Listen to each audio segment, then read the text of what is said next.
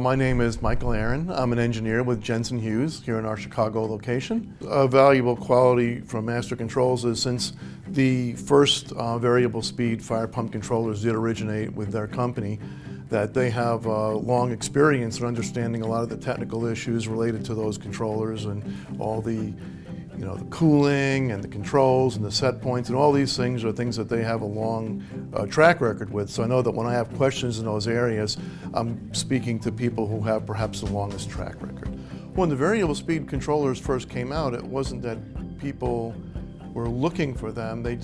lot of people just simply didn't understand the requirement was new and the product was new, and they emerged more or less at the same time. So there was a lot of things that people failed to understand and appreciate about specifying variable speed controllers, installing them,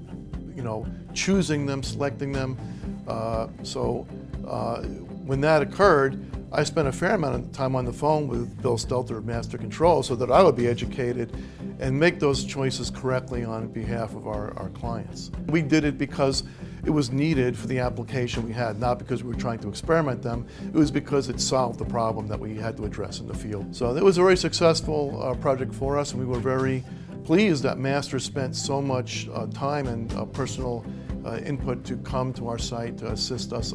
and make sure that when we implemented this for the first time that we did it properly. Well, I would say if you're an engineer facing a situation where you might need variable speed fire pump controllers, either because your client has asked for it or because the situation warrants it and you've been reading the standard and you understand this is now required if you have excessive pressures, that reaching out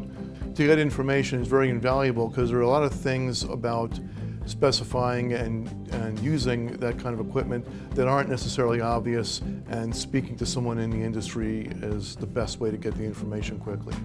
Bill has been extremely generous with his time when I've called him. Even when I've been overseas on site at a project where time was of the essence, I was able to reach him, and he would, if he was even remotely able to do so, very generously offer us great advice on how to deal with all sorts of issues related to power reliability, how to connect something, what control settings ought to be, all those sorts of things where expertise is from someone who really understands these products is just invaluable. Well, I always feel that I can rely upon Bill to give me an honest information that is not necessarily going to help him make a sale, but I always feel that I can get good technical judgment, and Bill's depth of knowledge in electrical engineering is far beyond anything that I'll ever have. So it's a big help to me.